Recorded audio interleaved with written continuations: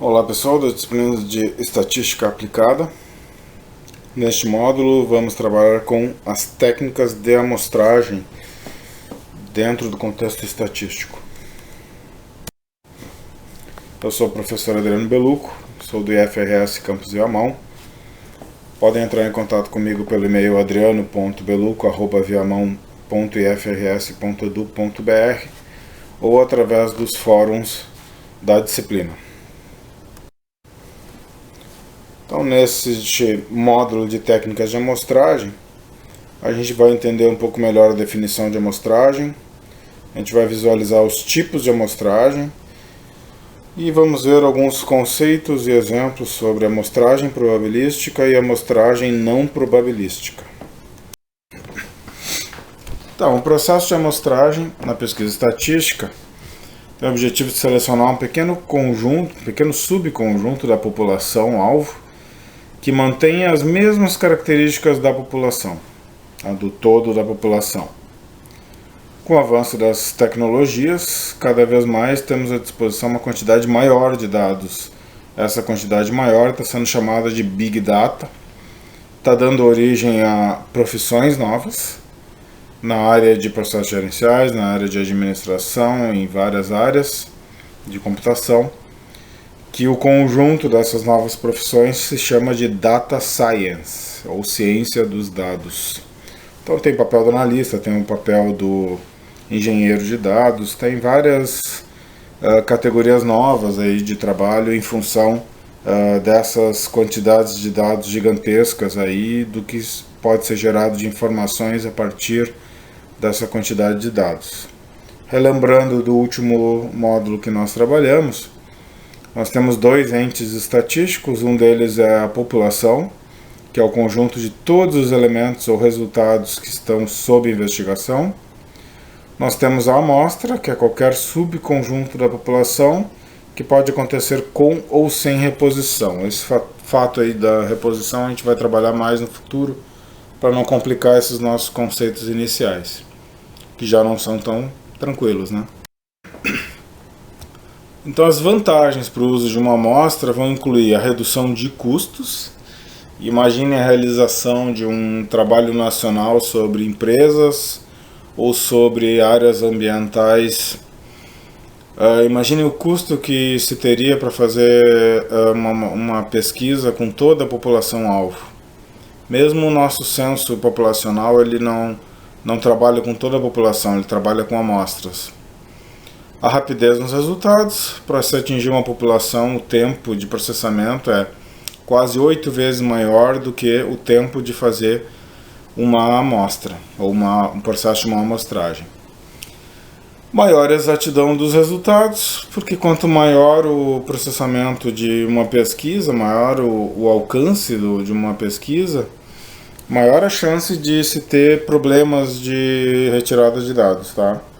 Então, quanto menor o tamanho da população, que aí ela vai se tornando perto do tamanho da amostra, né, é mais fácil de ser mais exato nos resultados, porque para a amostra a gente já tem todo um procedimento estatístico previsto para corrigir erros de amostragem, tá? Enquanto na população a gente fica livre disso.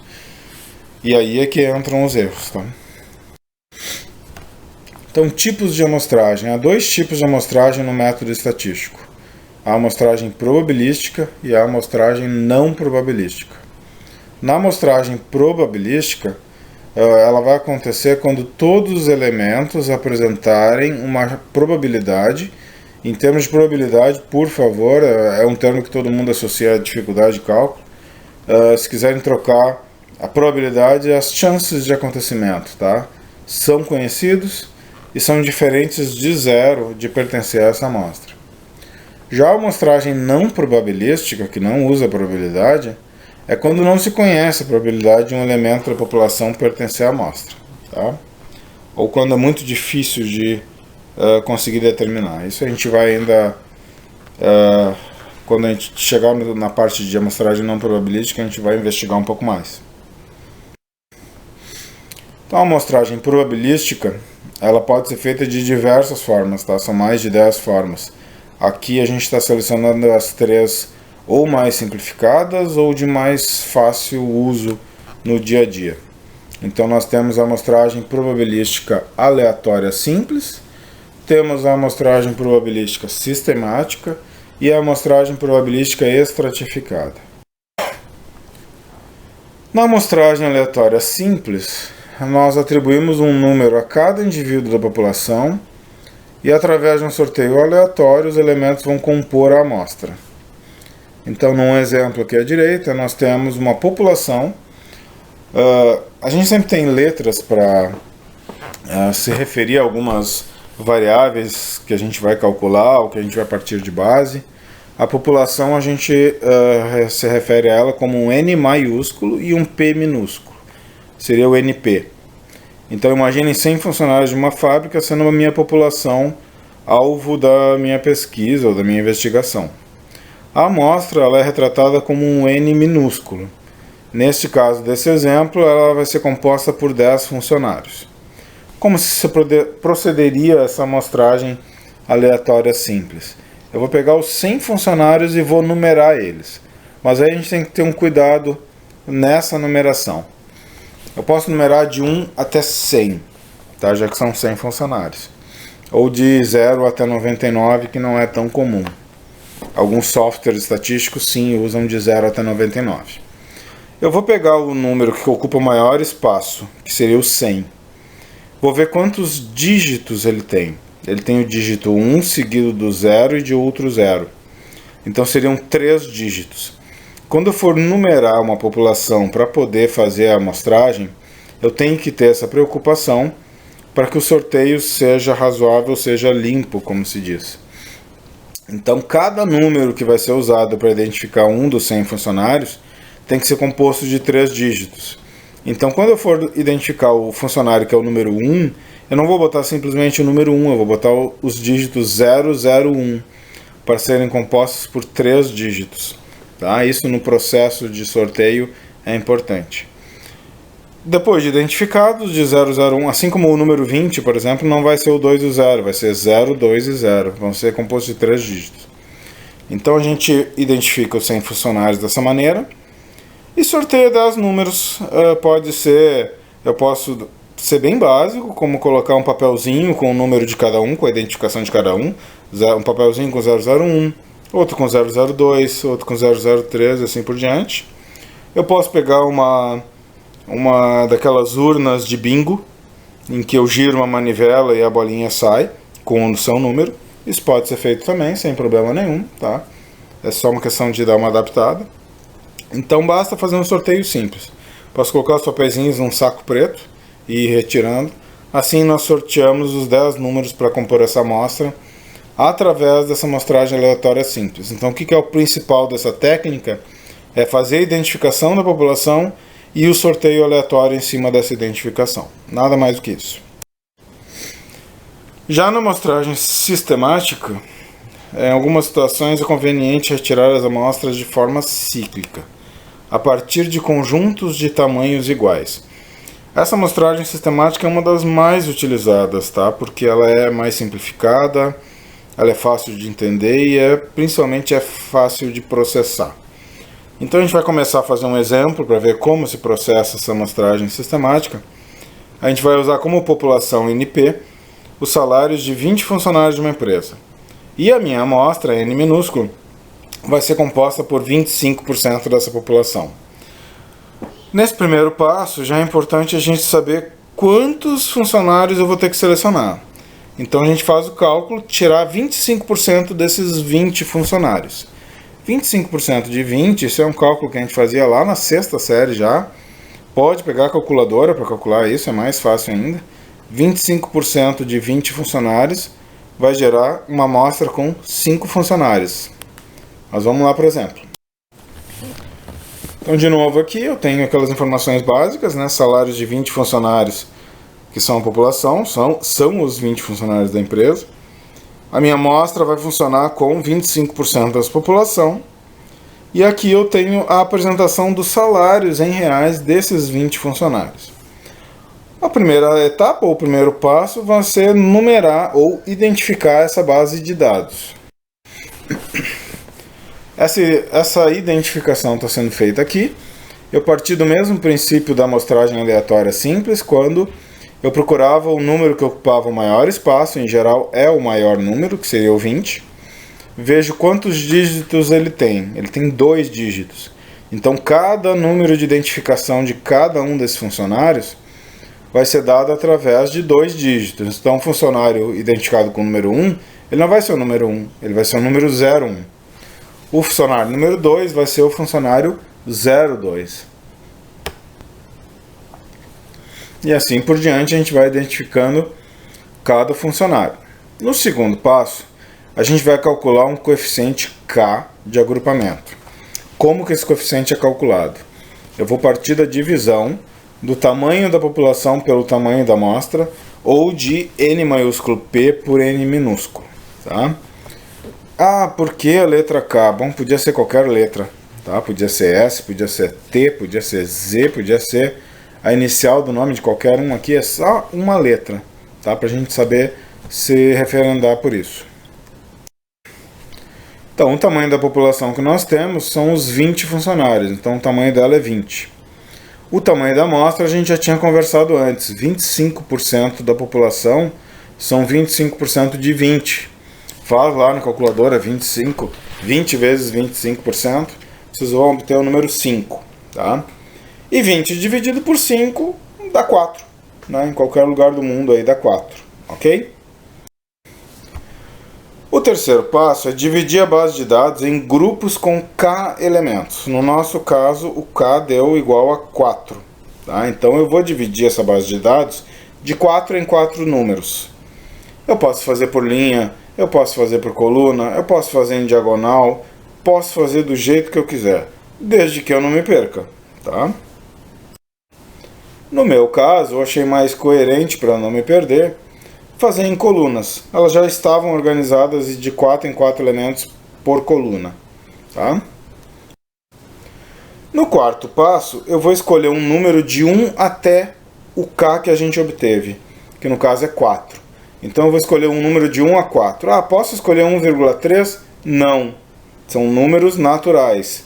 1, 2, 3 ou 4. Caso a gente escolha o número 3, então a amostra vai ser formada pelo terceiro elemento de cada grupo. Mas quem é o terceiro elemento de cada grupo? Bom, eu vou ter que organizar. Se eu vou fazer a leitura de cima para baixo, o terceiro elemento vai ser a terceira linha, ou o que ocupa a terceira linha dentro de cada grupo. Se eu vou fazer de baixo para cima, então eu tenho que contar quem é o terceiro. Primeiro, segundo, terceiro, tá? Eu faço sempre de cima para baixo. Então ali onde está o 03 é a linha em que eu vou selecionar a amostra, o terceiro elemento de cada grupo. Neste caso, como é o terceiro elemento, do primeiro grupo, o terceiro elemento é o 03. Então é o 1340. Eu tiro ele dali daquele subconjunto que ele está e jogo dentro da amostra. No segundo grupo, o terceiro elemento é o 07, que é um funcionário com salário de R$ 1.200. Retiro essa informação e jogo para a amostra. No terceiro grupo é o funcionário identificado com o 11. No quarto grupo é o salário do funcionário identificado com o 15. E no quinto grupo é o salário do funcionário identificado com R$ 580. Retiro cada uma das informações e vou obter a minha amostra. Ah, ela não está organizada. Sim, inicialmente ela nunca está organizada. Por isso que a gente chama que é uma amostra com dados brutos. Não houve nenhum tipo de organização. A organização dos dados a partir de amostras a gente vai começar a ver no próximo módulo. O terceiro método de amostragem probabilística é o de amostragem estratificada, quando a variável a ser estudada apresenta uma subdivisão bem definida dentro da população. O processo de coleta deve respeitar a proporção de cada um desses estratos. Temos aqui um exemplo, onde o NP, a população, é um grupo de 200 funcionários de uma empresa.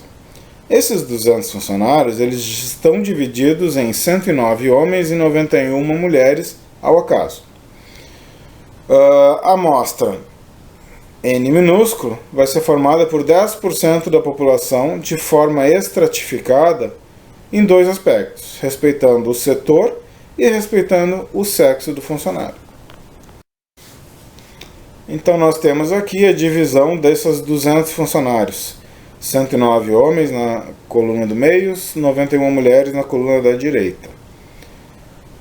Eu tenho 11 homens e 9 mulheres trabalhando na administração, eu tenho 48 homens e 12 mulheres na produção, 2 homens e 8 mulheres no RH, nos recursos humanos, 7 homens e 12 mulheres na manutenção e 41 homens e 49 mulheres nas vendas. Como é que eu faço para tirar 10% de amostra, respeitando tanto o sexo quanto o cargo? Eu vou tirar 10% de cada número expresso em cada uma dessas células. Então 10% dos 11 homens da administração, 10% das 9 mulheres da administração. 10% dos 48 homens da produção, 10% dos 12 mulheres da produção. E assim por diante, setor por setor. Depois no final eu vejo qual foi o total de cada amostra. Na primeira linha ali da amostra, 10% de 11 homens dá 1,1 homens. Eu não posso ter número quebrado aqui, já que talvez esteja sendo formada uma comissão. Então o que eu vou fazer? 10% de 11 dá 1,1. Eu vou arredondar. Eu vou cortar tudo que tiver depois da vírgula, tá? Se esse número depois da vírgula tiver entre 0 e 4, eu simplesmente vou fazer o corte. Vai sumir. Então aquele 1,1 vai virar 1. Se, no caso da amostra das mulheres ali, os 10% de 9 mulheres deu 0,9. Depois da vírgula eu tenho 9. Eu não tenho nada entre 0 e 4. Então eu estou no segundo intervalo, que é de 5 a 9. O que eu faço se esse número a ser cortado tiver de 5 a 9? Aquele número que vai sobrar ali, que é o 0, ele vai sofrer um aumento de uma unidade. Então 0 mais 1 dá 1. Embaixo ali, 10% daqueles 48 homens da produção vão dar 4,8. Bom, depois da vírgula eu tenho 8. Ele está na segunda faixa ali do 5 a 9. O que eu faço? Aquele 4 que vai sobrar, ele vai sofrer o aumento de uma unidade, ele vai para 5. A amostra de mulheres da produção são 12 mulheres. 10% de 12 dá 1,2. Esse vírgula 2, ele está na faixa do 0 até 4. Então eu simplesmente corto e o número que estava ali na frente é o que vai ficar, que é o 1. Assim eu vou operando em todos eles, tá? Cuidado ali nos 2 homens do RH, que 10% de 2 dá 0,2. O vírgula 2 está na faixa de 0 a 4. Então por isso eu simplesmente faço o corte e aquele número que sobrou ali vai ficar, que é o 0. Ah, mas eu não vou ter nenhum homem no RH? Não, porque a proporção dele frente às 8 mulheres é tão mínima que ele acaba não sendo representativo. Por isso que eu não vou ter nenhum homem ali, tá? Somando quantos homens vão fazer parte da amostra, eu tenho ali 11 homens. Quantas mulheres? 9 mulheres. Se eu somar o 9 com 11, dá 20 pessoas, 20 indivíduos. Se eu tirasse 10% dos 200 funcionários, eu teria 20 pessoas por amostra, então fechou. Às vezes não vai fechar, tá? Às vezes vai dar 19, às vezes vai dar 21, mas é tudo em função dos arredondamentos, ok? O segundo tipo de amostragem é a não probabilística. Então, dentre vários tipos de amostragem, eu selecionei esses 3 mais utilizados aí pela mídia, ou por pesquisadores, ou professores de estatística. Seria a amostragem a esmo, a intencional, ou a por cotas.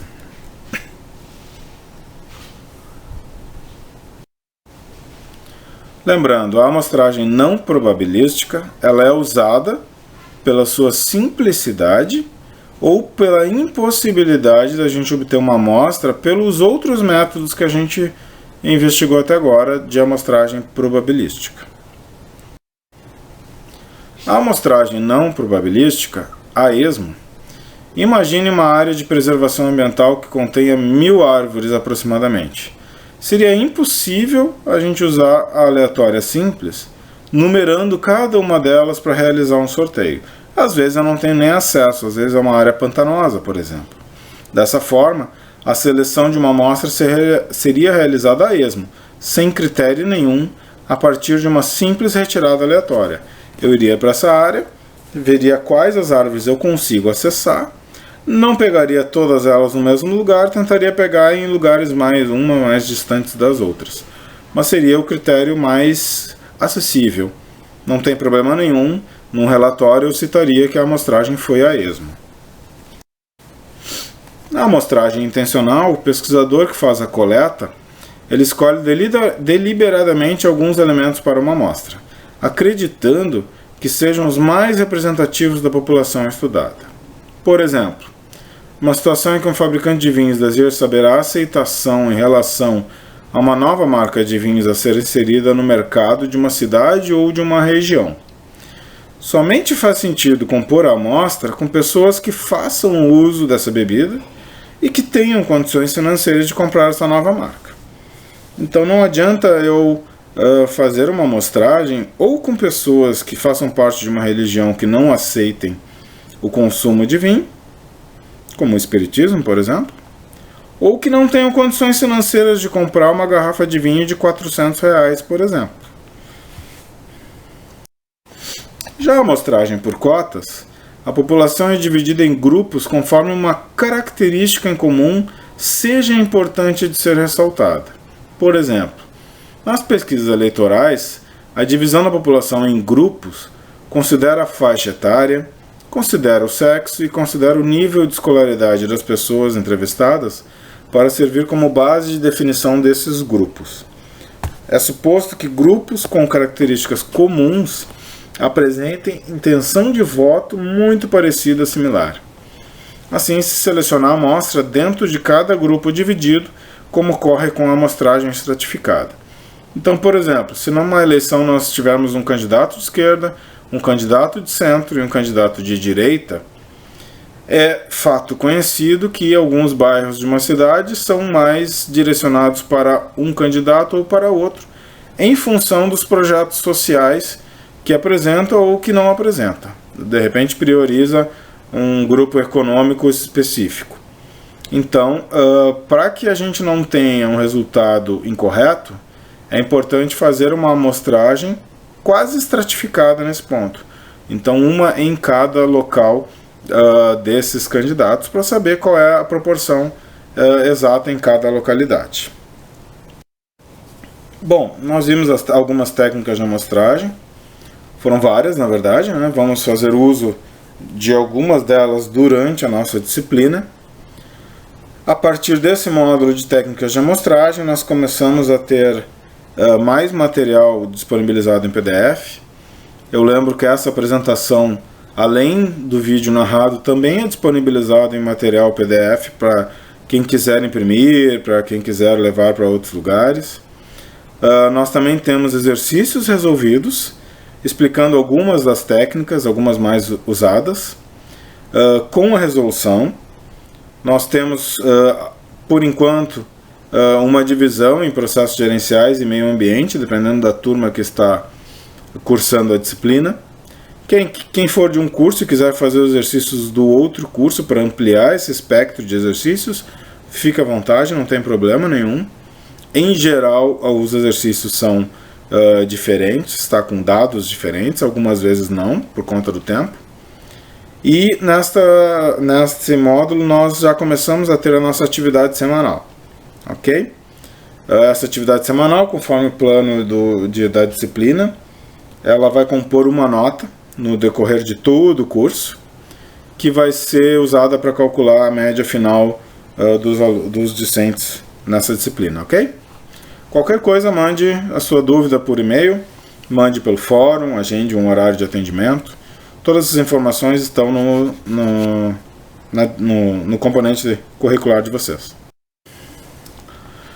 Até aqui nós aprendemos a retirar uma amostra. Nos próximos 2 módulos, 3 módulos na verdade, nós vamos trabalhar com formas diferentes de organização desses dados. Então nós teremos à disposição todos os dados coletados e como que eu faço para dar aquele primeiro polimento. Ok? Até lá, um grande abraço, saúde a todos.